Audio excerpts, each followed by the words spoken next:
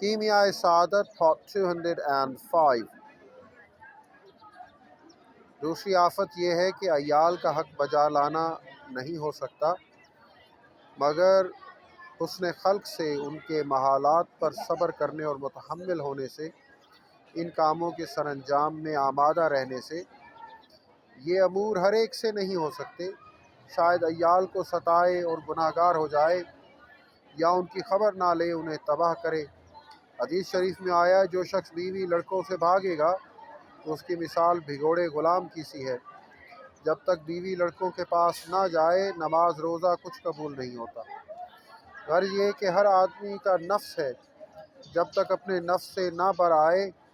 اولا یہ ہے کہ پرائے نفس کا ذمہ نہ اٹھائے۔ حضرت بشر حافی رحمۃ اللہ علیہ سے لوگوں نے پوچھا، تم نکاح کیوں نہیں کرتے ہو؟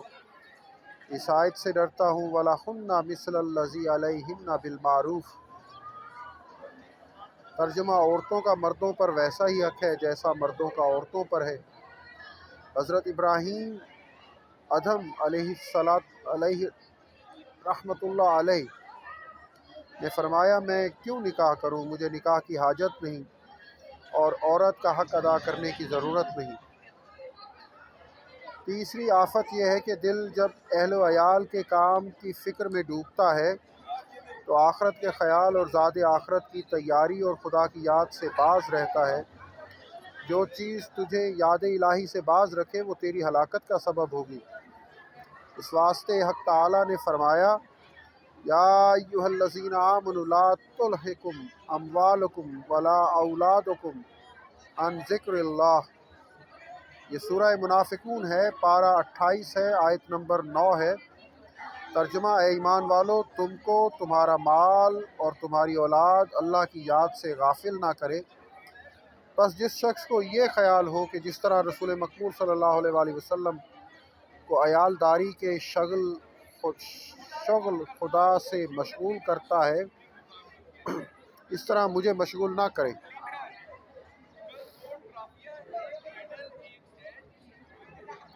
اور جانے کہ اگر میں نکاح نہ کروں گا تو ہمیشہ خدا کی یاد اور بندگی میں رہوں گا اور حرام سے بچوں گا، اسے نکاح نہ کرنا افضل ہے۔ اور جس کو زنا کا خوف ہو اسے نکاح کرنا بہتر ہے، جس کو زنا کا خوف نہ ہو اسے نکاح نہ کرنا افضل ہے۔ مگر وہ شخص جو کسب حلال پر قادر ہو اور اپنے خلق نیک و شفقت و مہربانی پر اعتماد رکھتا ہو اور جانتا ہو کہ نکاح مجھے یاد الہی سے باز نہ رکھے گا، اگر میں نکاح کروں گا تو ہمیشہ یاد الہی میں مشغول رہوں گا، اس واسطے نکاح کرنا اولا ہے۔ واللہ عالم۔ دوسرا باب عقد نکاح کی کیفیت اور آداب میں ہے، ان کی صفات کے بیان میں جن کا عورت میں نگاہ رکھنا ضروری ہے۔ نکاح کی شرائط 5 ہیں۔ پہلی شرط ولی ہے، بے ولی نکاح درست نہیں۔ جس عورت کا ولی نہ ہو سلطان اس کا ولی ہے۔ دوسری شرط عورت کی رضامندی ہے۔ جہاں پر لکھا ہے نا کہ جس عورت کا ولی نہ ہو تو سلطان اس کا ولی ہے، تو اس سے مراد یہ ہے کہ جس عورت کا ولی نہیں ہے تو اسٹیٹ اس کی ولی ہو گئی۔ دوسری شرط عورت کی رضامندی ہے، لیکن جب عورت کم سن ہو تو اگر اس کا باپ یا دادا نکاح کرے تو اس کی رضامندی شرط نہیں ہے، مگر تاہم اولا یہ ہے کہ اس کو خبر کر دے، اگر چپ رہے تو کافی ہے۔ تیسری شرط یہ ہے کہ 2 گواہ عادل حاضر ہوں، اور ادنا یہ ہے کہ متقی اور پرہیزگاروں کی جماعت اس وقت موجود ہو۔ فقط گواہوں پر اکتفا نہ کریں۔ اگر وہ 2 مرد موجود ہوں جن کا حال پوشیدہ ہے اور ان کا فسق مرد اور عورت کو نہیں معلوم تو نکاح درست ہے۔